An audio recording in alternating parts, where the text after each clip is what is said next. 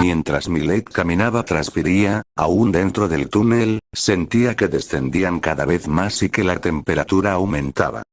Cuando preguntó por eso, ella le respondió que el lado oeste del continente está conectado por la cadena volcánica que se encuentra en el desierto negro, y que es natural que llegaran hasta allá los ríos subterráneos de lava. Mientras seguían su camino, un pedazo de suelo donde pisó Millet se derrumbó, haciéndolo caer metros abajo, cayó y se resbaló por un costado del muro. Cuando llegó al suelo sus ojos no daban crédito a lo que veía.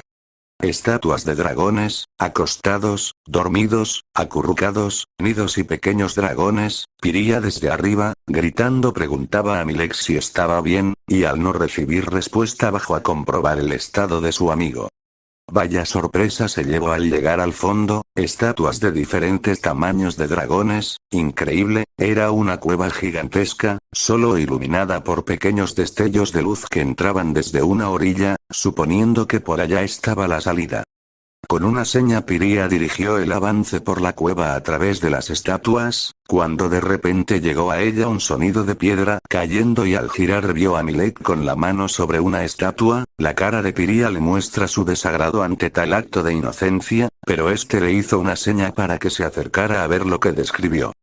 Por Dios, dijo Piria.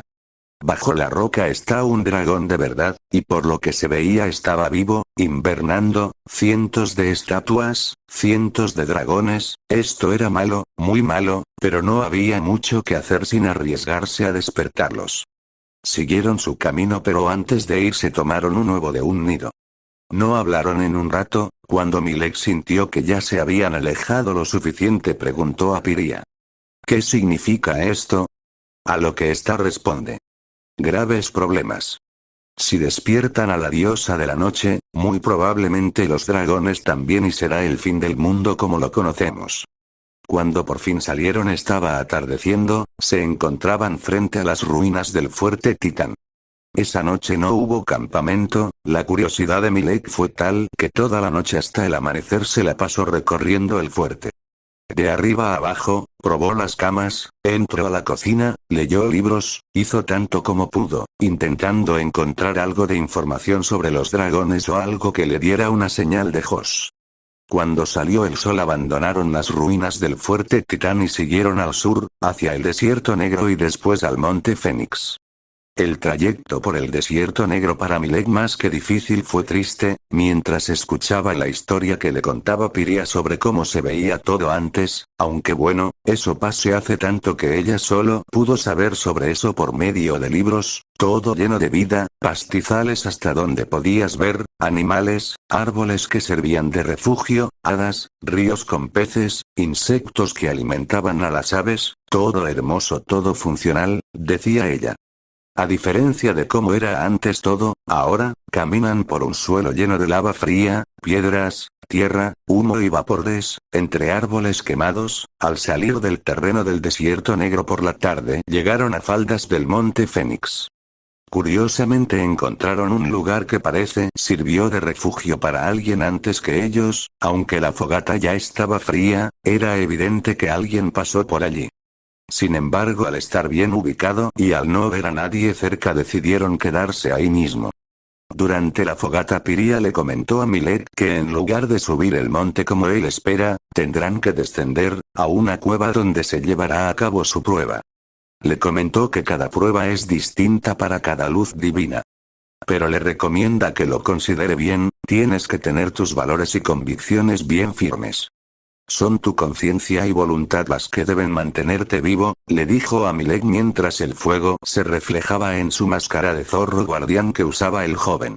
Millet dudando un poco respecto a que si el siguiente paso era el correcto. Y sin motivo aparente miró hacia abajo donde estaba sentado y lo vio. Tallado en el tronco. Su runa.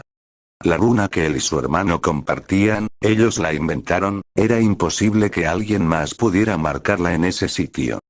Eso quería decir que Josh pasó por allí, que Josh estuvo sentado en ese mismo lugar. Millet miró al cielo y sin poder contenerse más derramó unas lágrimas. Este era el camino correcto hacia su hermano. Este era su destino. Seguirá en él hasta llegar a Josh. Yendo más al sur, hacia el abismo, se encuentran el señor y Josh. Caminando en silencio por las arenas que ahora conforman las tierras del Valle de Nat. Mientras más al sur van, más siente Josh que el momento de estar con su hermano se acerca. Por un lado tiene que salvar a su hermano. Por otro lado no puede poner en riesgo a toda la población. Sin más que hacer recurre a las reglas de hermanos. Y una de ellas dice: si solo no encuentras respuestas, apóyate en tu hermano. Sin opciones, Josh sabe que pese a lo que pese, primero tiene que dar con su hermano, por lo pronto la misión terminó. Entregar a Flamael lo que traen con ellos y veremos qué sigue. Se decía Josh mientras sigue caminando tras el señor El. Mientras a su mente llegó un pensamiento vano y lejano, pero se volvió más recurrente. ¿A qué se refería Josh con que Darval dejó algo marcado en el piso? El señor Ello recuerda la última vez que habló con su amigo, este le había mencionado que había encontrado algo en un pergamino, que lo llevó a la biblioteca de Flamael y encontró su diario, y en él había algo de lo que quería contarle.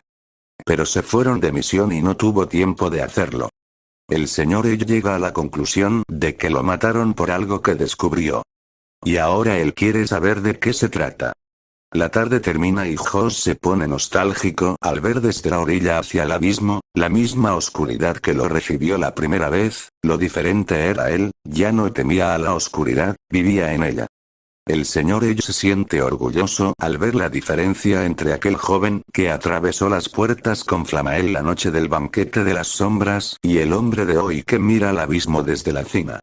Esta noche dormirán allí y por la mañana será momento de descender una vez más por los muros de abismo. A la primera luz del sol, emprendieron su descenso hacia el fondo del abismo. Como Josh ya lo suponía, el señor Ello le mostró otra ruta para descender, otros túneles, atajos, y pasadizos, entre túneles y enormes rocas fueron descendiendo. Josh pensaba que tal vez por allí bajaba el agua que se acumula por lluvia. Cada cierto tiempo el señor Ello paraba para recoger algún mineral que encontraba en su camino. En algún momento del recorrido Josh se separó sin querer y llegó al fin de un camino erróneo, era un voladero. Cuando se disponía a regresar por donde vino, una sombra en la roca llamó su atención, volteó al cielo buscando a lo que haya sido responsable de la sombra, y en un momento lo encontró entre las nubes, volando a toda velocidad hacia él. Josh se sorprendió de ello, y un instante después, bajó la velocidad, y aleteando frente a él, piando de alegría se encontró el que alguna vez fue el polluelo que rescató de una araña gigante. Ya ahora no era un polluelo, aunque no está ni cerca del tamaño de su madre, ya se ve que ha crecido bastante. Josh estiró su brazo izquierdo y el ave se posó sobre él, y a continuación con su mano derecha lo acaricia. Un momento después el ave se alarma y se echa al vuelo. Josh escuchó tras él unos pasos y la voz del señor Ello diciendo: Eso era una ave ancestral, ¿cierto? A lo que Josh solo respondió sí, mientras regresaba por el camino que venía. Durante el trayecto pudieron conversar sobre los planes por venir, a lo que Josh comprendió que para la liberación de cualquier de los dos dioses son necesarias 4 cosas. El libro. La ubicación donde están sellados. El conjuro para romper el sello, que está oculto dentro de la flor de vida. Las llaves, que son 6. Elementos específicos para poder dibujar unas runas de invocación. Y a lo que entendió Josh solo les falta una cosa. Mas sin embargo, es posible que los cazadores de sombras estén en mismas condiciones o incluso más avanzados. Cuando salió la luna el señor y Josh estaban de regreso en el fondo del abismo, con algo de nostalgia de sentía Josh. Esto significa el final de la misión, tal vez el final de su travesía con el señor El. Antes de empezar a caminar hacia las enormes puertas al final del camino, allá donde está el gran salón, donde los esperan las otras sombras.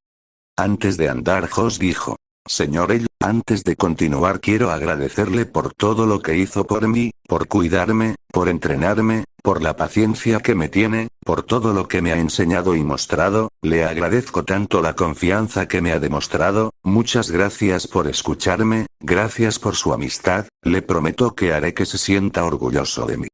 Ya lo estoy, respondió el señor El. Y con unas lágrimas en los ojos por lo que acaba de escuchar, Jos de su bolsa saca un obsequio, su cuchillo y la garra. No los puedo aceptar, dijo el señor L. Son muy especiales y difíciles de conseguir. Con mayor razón debe tenerlos, señor, yo no sabría qué hacer con ellos, usted les dará un mejor uso, algo que pueda apoyar a esta guerra que está por comenzar, además yo ya tengo mi guadaña fantasma para defenderme. Es un obsequio, es de corazón. El señor L las tomó y las guardan en su gabardina verde, se ajustó el sombrero, y le dice a Jos. Tú también te volviste un muy buen amigo mío, muchas gracias, lo haré. Andando, nos esperan. Jos se ajusta el gorro de su atuendo y su cobrebocas y avanza tras el señor L, y así comenzaron su andar hasta las puertas al final del abismo, al otro lado del gran cañón, allá donde los espera Flamael.